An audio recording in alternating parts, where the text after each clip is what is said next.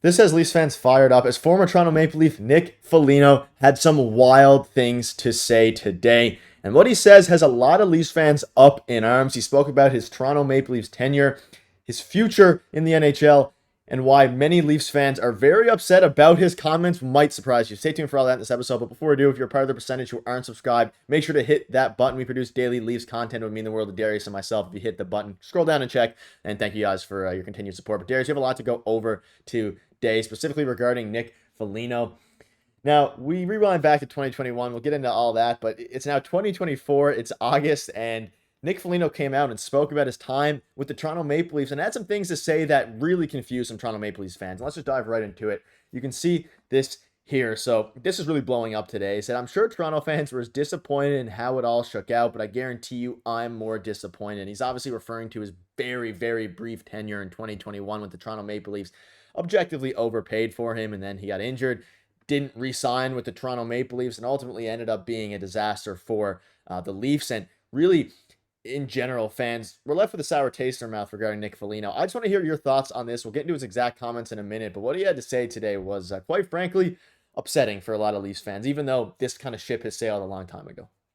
Yeah, so there's a couple things, right? The only reason that this came out today and is news today is because John Scott, who many of those who may remember him as an enforcer who won the All-Star Game MVP in 2016, has a podcast now where he has current and former players on. So Nick Foligno came on the podcast and he asked him about his time in Toronto, and that's kind of where all these quotes came from. And he had some very interesting things to say. We'll deep dive into more of the quotes in a bit, some that I really found interesting. But some Leaf fans are pretty upset about this on Twitter. At least I've seen so far this morning, a couple of the comments, and there's some stuff that he said that we didn't know. So it's pretty interesting. And this whole situation, this trade actually really I think, shifted people's mindset on Leafs management at the time and what's been going on since. Because if you watch the Amazon documentary, there was a lot put into this trade, scenario and what the Leafs gave up and how Shanahan kind of dictated it. So this kind of, I think, changed a lot of people's mindsets through the documentary. So this was a big culture shift, I think, between fans and management at the time. So we'll get into more quotes, but it's pretty interesting.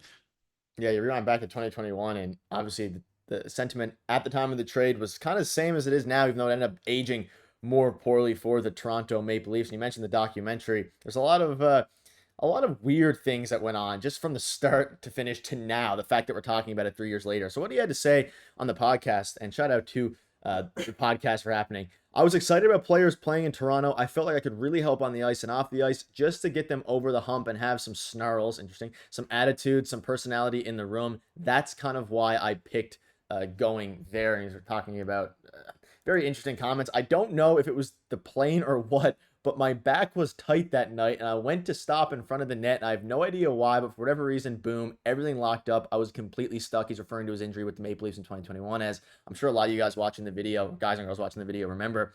Foligno wasn't the same after that. His back, of course, like you remember, lingered up. He ended up not playing for the Toronto Maple Leafs and missed the playoffs. So Darius, he kind of revealed some of the truth behind the injury. And none of this matters as much now, but some of it still does, because you think about Shanahan, he's still with the Toronto Maple Leafs. It definitely changed the way that they approached future deadlines a bit more. I'm not going to say conservative, but I think the way that they went all in quotes, for Nick Foligno back in 2021 and didn't get results out of it shifted the way that they maybe, just especially some of the fan reactions they got, shifted the way that they handled future deadlines, and still kind of paying some dividends today, even if Kyle Dubas is gone. Yeah, there's a rumor that came out about a year ago that stated that Kyle Dubas in 2022 wanted to trade for Brandon Hagel and Marc-Andre Fleury from the Chicago Blackhawks at that trade deadline, and that was nixed by Brendan Shanahan because of the injury the year before to Nick Foligno and how much they gave up for him. So obviously that trade, had it was a big deal, right, in the last couple of years for the Leafs. It's kind of changed the way that they operate and being more cautious, which isn't a bad thing, but it has changed a little bit of what they talk about. And I mean, on the Nick Foligno side, all these quotes coming out, right? The injury was pretty bad. I don't think he played any playoff games. I think he was out for the playoffs. It was pretty heartbreaking, the fact that he couldn't play because he was so fired up to play for the Leafs. But I think the one thing that has, Leaf fans today very confused is why he ended up leaving too, because you look at all these quotes, throughout, the podcast that he was on with John Scott, and he was saying that he loved playing in Toronto. He wanted to bring them over the hump, like you mentioned just a couple minutes ago, and he thought that he could really do that. So I'm confused myself as to why he didn't resign, because at the time everyone kind of thought, okay, this guy's going to resign probably for a little bit less to stay at Maple Leaf, which hasn't happened up until this point at all. Like, people taking discounts still hasn't happened really. So I'm a little puzzled on that front, at least, why he didn't end up resigning. Now that all these quotes have come out and he's saying, I wanted to do all these things with the Leafs and achieve the goal of winning the Stanley Cup, and he didn't end up resigning. Yeah, it didn't make any impact. I think he played 3 games of the 7 in their first round there with the Leafs, but minimal impact, especially because of the injury. And you can say this is what has, you can see this here. That's kind of what has fans fired up, like you just mentioned. I couldn't help galvanize the team. I couldn't do what I wanted to do on and off the ice. I'm sure Toronto fans were just as disappointed at how it all shook out, but I guarantee you I'm more disappointed in something you're going to have to live with. And then he goes and signs with the Boston Bruins. And that's the thing. If he loved the city so much, he's saying that's why he chose to go there in the trade, all these different things. He ultimately didn't help the Maple Leafs win and then chose to sign with one of their rivals, one of their biggest rivals in the Boston Bruins. So whether this is just Nick Foligno trying to save face, whether it's whatever it ended up being, I mean, he's still a decent NHL player. I mean, at this point of his career, you're looking at it now, he's 36 going on 37. And I don't think there's going to be a Nick Foligno and Toronto Maple Leafs reunion. I mean, maybe at some point, but I don't think that's going to happen. It just very confusing as to why. I mean, it makes sense. He was asked the question. I'm not hating on him. Comments are fine. Really, they should be good. He's praising Toronto to a degree, but just some of them seem a bit superficial in the sense of he's trying to please the fans because he knows how rough that tenure was in Toronto. And he did shed some light on the injury. The injury was bad, like you mentioned. I'm not, you know, discounting that at all. It's just kind of the fact that, hey, you could have re-signed in Toronto. Now, maybe the Leafs didn't offer him the same contract. Maybe there's a lot of different things that could happen, but fans definitely aren't, at least from what we see, maybe. Let us know in the comments if it's different, aren't on the biggest side of Nick Foligno. And I mean, I'm not personally either, but that's not really his fault as much as the fault that we can blame the front office at the time for overpaying. Nick Foligno wasn't the one who gave up all those assets for Foligno at the deadline.